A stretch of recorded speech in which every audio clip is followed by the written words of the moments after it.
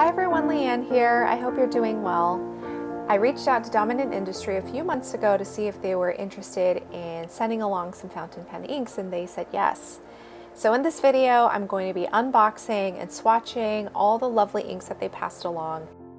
And I'll provide some close-ups and first impressions of each of the inks later on in this video. So what you see here is this gorgeous box that contains Goryeo Celadon, which is one of the newest colors that they have in their ink collection, especially in the Pearl series, and they have 4 coordinating watercolor paint stones. It's got this beautiful shimmer, like a subtle pearlescent shimmer in this ink, and I can't wait to swatch it. And then also Dominant Industry provided this great fountain pen friendly notebook. It's the Takasago fountain pen notebook, and I'm also going to swatch the ink in here in addition to the watercolor paint stones as well. My first impression of this notebook is that the pages have a weight very similar to the Midori MD paper, but the smoothness of it, it's definitely got a very smooth finish compared to the MD paper, which has a little bit more tooth. I'm prepping my ink swatch book, which is my Hobonichi plain A5 notebook, and I use my stainless steel condiment cup, the Kakimori glass nib pen, and the eyedropper is the plastic eyedropper that comes in each of the boxes, the Dominant Industry boxes. This first ink is Forest, and it's this saturated jewel-toned emerald green, which is a color that I don't have in my ink collection actually. Looking through my ink swatch journal, I don't have a color like this. The closest possibly could be Pilot Iroshizuku Sui Gyoku, but you know, I haven't even swatched that ink, so we'll have to see. But with Forest, there is a subtle shading and there is no shimmer.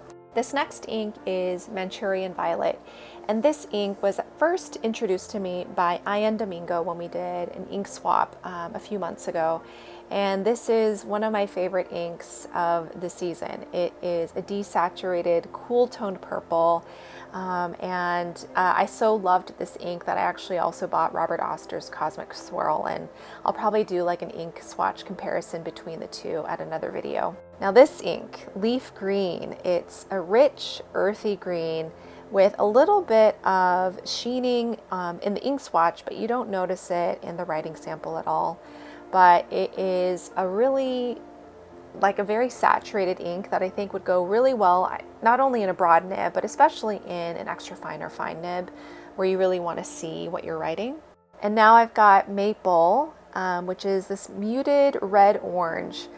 There isn't any sheening in this. There is a little bit of shading. I mean, you can really see it in the ink swatch itself. But what I love about this ink is I feel like it's that perfect ink to use, particularly in that transition season between summer to fall.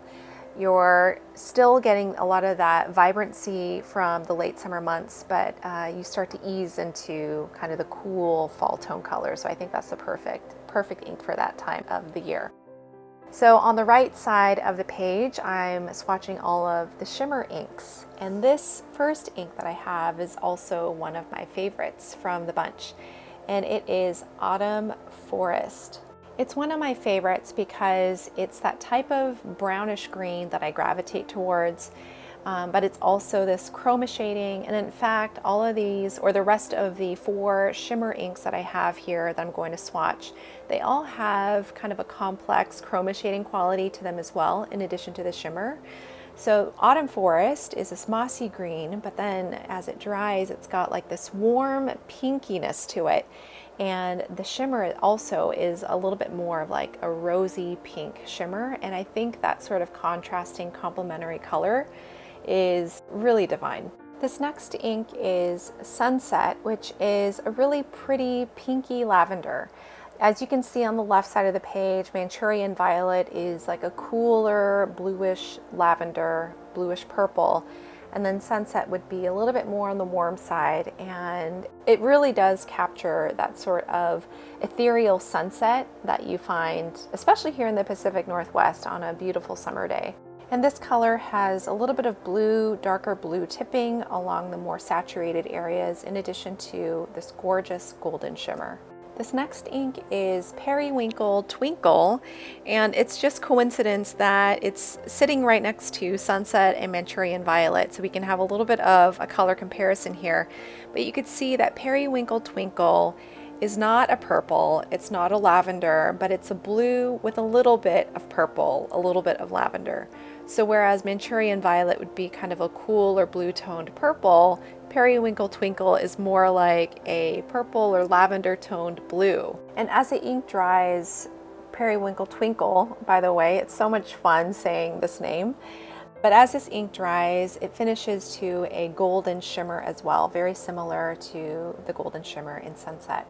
And now our final fountain pen ink is Goryeo Celadon. And as you can see, it is a beautiful pastel, almost gray, blue, green color. This ink was inspired by the main types of ceramics that the Korean peninsula produced during the Goryeo dynasty, which was at the beginning of the 10th century to the end of the 14th century. And as you could see from the images that I got from the Metropolitan Museum of Art, they take on a gray-green hue and they are absolutely gorgeous. This ink has a beautiful pinkiness to the more saturated areas, and it has a beautiful kind of frosty, silvery shimmer as well.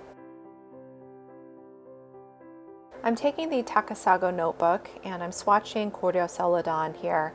And as I lift up the cup, my immediate impression is that this ink leans a little bit more blue on this particular paper, whereas on the Tomoe River paper in my Hobonichi notebook, I would say the ink leans a little bit more green, a little bit more minty green. And here it's a little bit more kind of like your robin's egg blue, I would say, kind of that pastel blue. And as I see the ink interacting with the paper, I would say that the writing experience is very smooth. Like I said, it has more of a smooth finish compared to the MD paper. So if you are one that prefers more of that smooth finish, then I would definitely recommend the Takasago notebook.